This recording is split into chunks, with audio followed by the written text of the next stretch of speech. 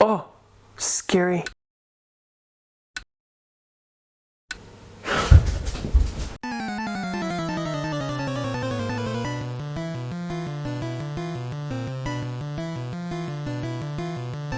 No! God, please, no! Welcome back to Torn Apart. When I think of summer, I always think about movies, and I thought that maybe some of you will have a bit more free time, so I wanted to recommend a couple of films for you in case you want to catch up on the best films that came out in the last 5 years. I've chosen 2 films per year, and I tried to keep it as varied as possible when it comes to the genres and the subgenres, so comedies, science fiction, horror. It's gonna be a bit of everything, and I also will definitely add a bit of honorable mentions just in case you've already seen the films that I will be recommending. Get your pen and notebook ready because I'm gonna be talking about a lot of different films, and 2015, here we go. Get your time machine ready. I know when that hotline bling, that can only mean one thing. Wow, 2015 looks really weird. And as my first recommendation for the best films of 2015, I'm gonna be talking about a film that is right here behind me, Anomalisa. Anomalisa is a really weird adult stop-motion animated film. It's directed by Duke Johnson and Charlie Kaufman. And of course, just by hearing the name Charlie Kaufman, you can expect a lot of weird existentialism. And that's exactly the interesting thing about Anomalisa. It's not only incredibly beautiful to look at from a production design standard, but it's also one of those journeys that is incredibly jarring, because basically the main character hears every single one around him with the same voice. I might have psychological problems. Oh, good. That clears things up.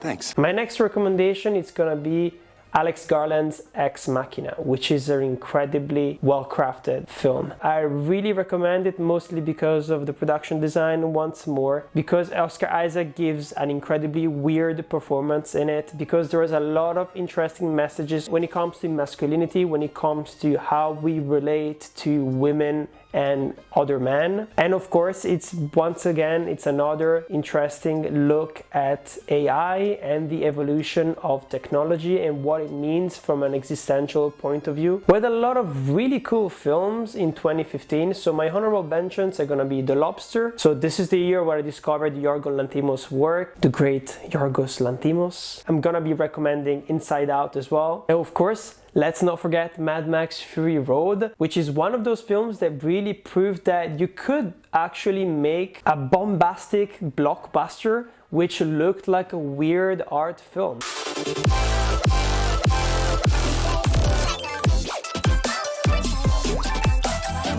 My recommendation for 2016 are gonna be Swiss Army Man and The Witch. Swiss Army Man is a bit of a really weird journey. So basically you find yourself on this weird deserted island, just Paul Dano and Daniel Radcliffe trying to survive. Oh, and did I mention that Daniel Radcliffe is a corpse?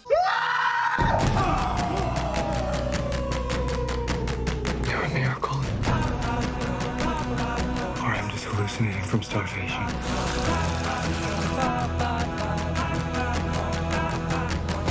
You're special.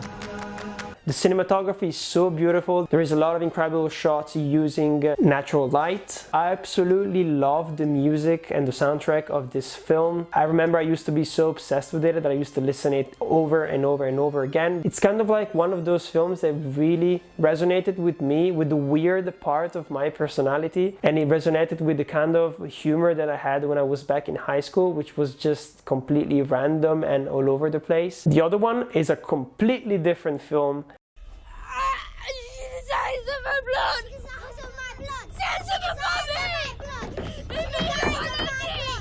When The Witch came out back then, I wasn't 100% into it, mostly because I haven't seen a lot of traditional horror folk tale films. And The Witch is exactly that. There's not a lot of happening. It's all about the atmosphere. It's all about the performances, the accents. It takes some time to get into them and to understand exactly everything that they're saying. The story itself is incredibly refreshing, but while also digging into cliches about satanic cults and witchcraft. And of course, this is the film that really launched the career of Anya Taylor-Joy, and she's incredible in it. A couple of honorable mentions for this year are gonna be The Nice Guys, because it's incredibly hard lately to make good, well-written, well-paced action comedies. And the other one is gonna be Lights Out, which is one of those horror films that I managed to watch only once, just because it's completely terrifying. It's because it plays on that fear of the dark, which is something that I've never been able to grow out of.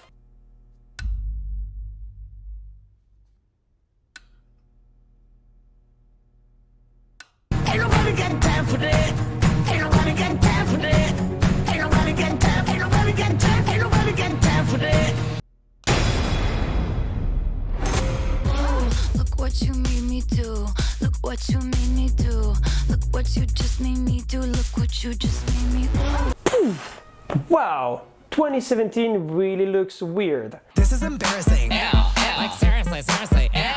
No, seriously, seriously. I can't. And the films that I'm gonna be recommending for 2017, one of them I've already talked about it a lot, Guillermo del Toro's Shape of Water. The thing that really makes me love that film is just the amount of passion that went into its production. It's a eulogy to monster movies and to old Hollywood. It's a spy movie, it's a fantasy movie, it's a weird romance movie. There are so many different aspects of this film that I absolutely love, and if you still haven't seen it, just watch it. I have no idea why you still haven't seen it. Maybe it's no one wants to procreate with their Macaulay Culkin traits and have a kid born one day with the same pointy nose and oval-shaped Topher Grace/Norman Bates-looking bony face. For my other recommendation for 2017, this is gonna be definitely a film that not a lot of people have seen. It's a battle rap comedy drama movie. As a film, it has an incredibly amount of energy. Usually I'm not really a fan of these kind of films. It's a movie that really grips you from the inside, and I feel like it's one of those movies also that addresses a lot of interesting issues very smoothly, like cultural appropriation, like racial relationships, and also white privilege. There are so many incredibly good films that came out that year. I was a bit stuck because there were a lot of them which were kind of mainstream and a lot of people have talked about them. But I still wanted to mention them just in case you haven't seen them. Of course, we've got Logan, which came out that year, Get Out, Blade Runner 2049, Thor Ragnarok, Moonlight, and many, many more. You gotta stop eating the Tide Pods, okay?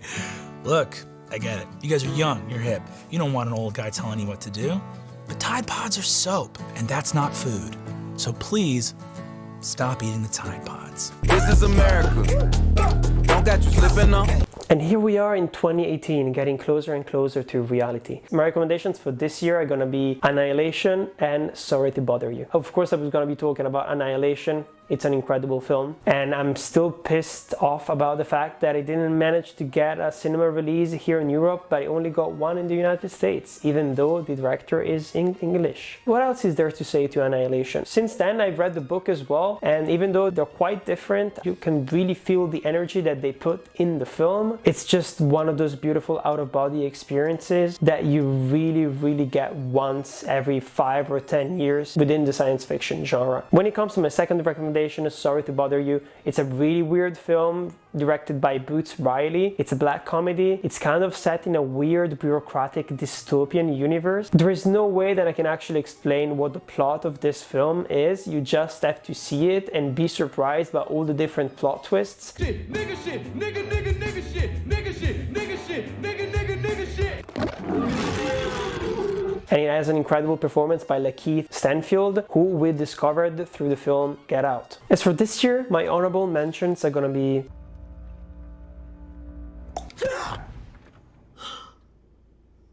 Before we attack each other and tear ourselves to shreds like a pack of maniacs, let's just open the sack first and see what's actually in it. It might not even be worth the trouble. A leap of faith. Like, what's up, danger? Like, what's up, danger?